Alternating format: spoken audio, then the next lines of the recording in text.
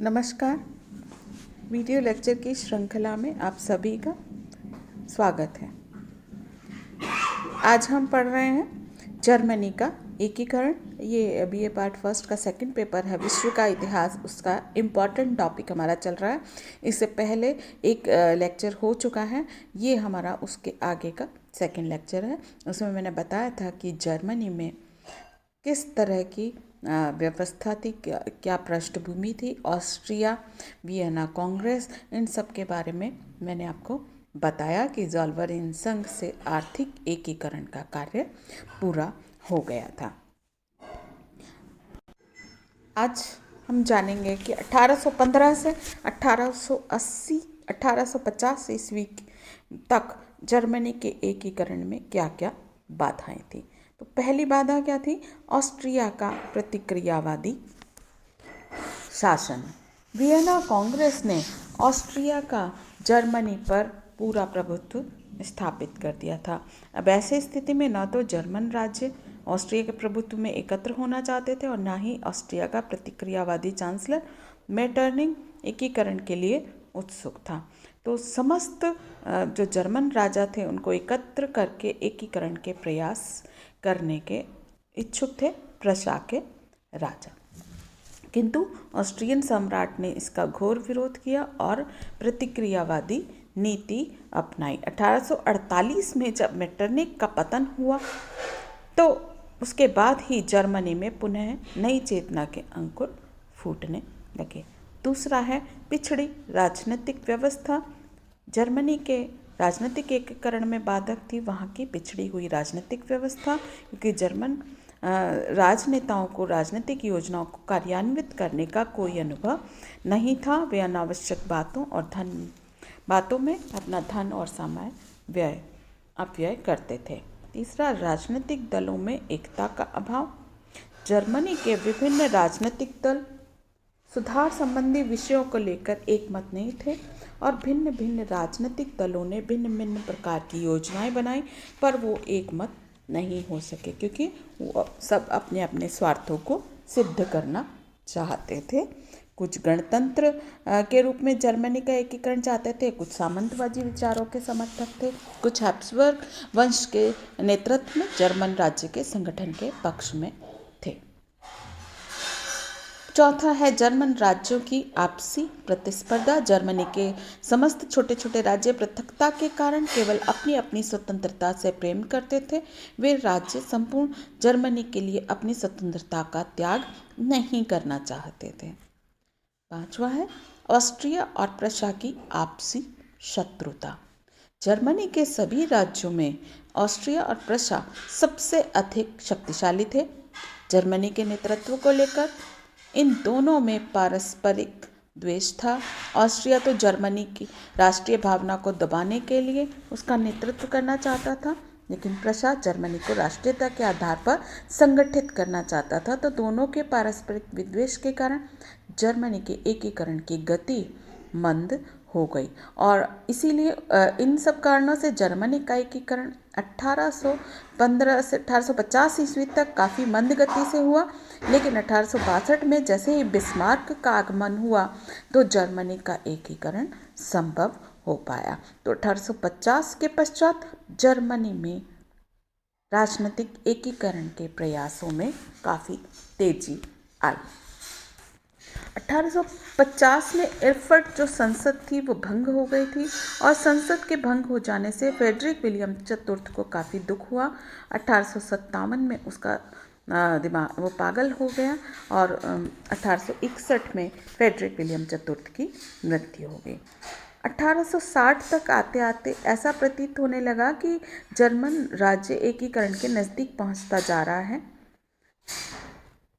लेकिन 1861 में स्थिति एकदम बदल गई, क्योंकि 1861 में फ्रेडरिक विलियम चतुर्थ की मृत्यु हो गई। कैसर विलियम प्रथम प्रशा की गद्दी पर बैठा। कैसर विलियम प्रथम योग्य और महत्वाकांक्षी व्यक्ति था। उसे विश्वास था कि प्रशा के नेतृत्व में ही जर्मनी का एकीकरण हो सकता है। तो 1862 में उसने अपने महान कूटनीतिज्ञ बिस्मार्क को अपना प्रधानमंत्री बनाया। अब हम पहले जान लेते हैं विलियम प्रथम के बारे में। फ्रेडरिक विलियम चतुर्थ का मानसिक संतुलन बिगड़ जाने से मैंने आपको बताया कि कैसर विलियम प्रथम संरक्षक बना और 1861 में वो यहाँ का शासक बन गया। वो काफ़ी, उसमें जो जोश था वो युवकों जैसा था और सारा जीवन उसने सेना में व्यतीत किया था। तो विलियम प्रथम जो था, सिंहासन पर बैठते ही उसने पुनः एक सेना का संगठन करने का विचार किया और दुगनी करना चाहता था वो अपनी सेना। तो उसने शांति काल में प्रजा की सेना 2 लाख और युद्ध काल में 4.5 लाख रखने की योजना बनाई और उसने अपने उद्देश्य की पूर्ति के लिए रून और अपना युद्ध मंत्री मोल्टके को अपना प्रधान सेनापति नियुक्त किया।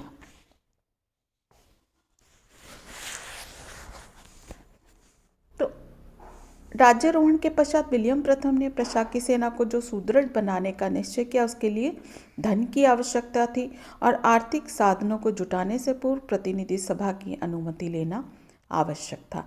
किंतु प्रतिनिधि सभा ने सैनिक विकास के लिए आवश्यक धन की स्वीकृति देने से इनकार कर दिया और राजा की सैनिक योजना को ठुकरा दिया। प्रतिनिधि सभा में उदारवादियों का बहुमत था। वो चाहते थे कि जर्मनी का एकीकरण जनतंत्रीय और संवैधानिक साधनों के द्वारा पूर्ण होना चाहिए। तो इस प्रकार सम्राट और प्रतिनिधि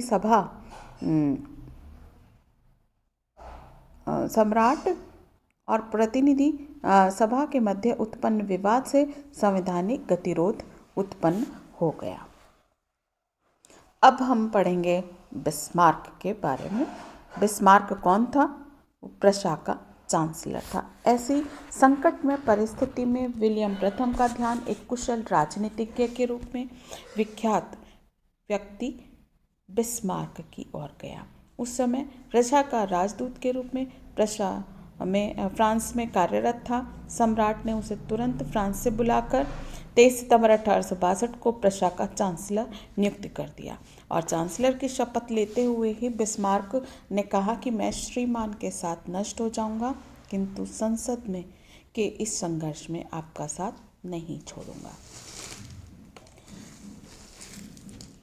तो बिस्मार्क ने जैसे ही वो सम्राट बना, बिस्मार्क ने प्रशा की सैन्य शक्ति के बल पर प्रशा के नेतृत्व में जर्मनी का एकीकरण वो करना चाहता था और प्रधानमंत्री पद संभालते ही उसका एकमात्र उद्देश्य यही था कि ऑस्ट्रिया से लोहा लिया जाए। अपने इस उद्देश्य को प्राप्त करने के लिए उसने प्रशा के सैन्य संगठन को पुनर्गठित करने का कार्य जारी रखा और उसने ये प्रतिज्ञा की कि वह संसद के सामने कभी नहीं झुकेगा। और 1862 से 1866 तक 4 वर्ष उसका संसद से संघर्ष चलता रहा और प्रतिवर्ष सैन्य संगठन हेतु संसद में बजट रखता रहा, किंतु निम्न सदन उसे अस्वीकार कर देता था। तो उसने संसद के विरोध को देखते हुए बजट संबंधी समिति में साफ साफ कहा कि जर्मनी प्रशा के उदारवाद की ओर नहीं देख रहा है, बल्कि शक्ति की ओर देख रहा है। आज की समस्याएं भाषणों और संसदीय मतों के द्वारा नहीं, वरन रक्त एवं लोहों से हल होंगी। तो बिस्मार्क ने यह स्पष्ट कर दिया कि जर्मनी के भविष्य का निर्णय संसद नहीं बल्कि सेना करेगी। संसद और बिस्मार्क के बीच में संघर्ष चल गया और 4 वर्षों तक संसद से वो लड़ता रहा। अंत में सम्राट विलियम ने उसे पूर्ण सहयोग प्रदान किया और अंत में प्रशा की सैनिक शक्ति को बढ़ाने में उसे पूर्ण सफलता प्राप्त हुई। प्रशा की सेना यूरोप भर में सर्वश्रेष्ठ हो गई और संसद देखती रह गई। तो वास्तव में बिस्मार्क ने रक्त एवं लोहे की नीति का अनुसरण करते हुए मात्र 8 वर्षों में जर्मनी का एकीकरण कर दिया। 1862 से 1870 में जर्मनी का एकीकरण पूर्ण हो गया, तो 8 वर्षों में ही उसने एकीकरण का कार्य पूर्ण कर दिया। जबकि 1815 से 50 ईस्वी के काल में समस्त संसदीय और संवैधानिक प्रयत्न असफल रहे और इस नई नीति के अंतर्गत बिस्मार्क ने बहुत सारे कार्य किए। तो सबसे पहले उसकी नीति के द्वारा जर्मनी के एकीकरण का प्रथम चरण शुरू हुआ, जिसमें डेनमार्क के साथ में युद्ध किया गया और बिस्मार्क ने अपनी कूटनीति का सहारा लेते हुए ऑस्ट्रिया से सहयोग किया और गस्टाइन का समझौता किया और इससे ऑस्ट्रिया यहाँ के राज्य से निकल गया। नेक्स्ट उसमें हम पढ़ेंगे एकीकरण के प्रथम चरण और द्वितीय चरण।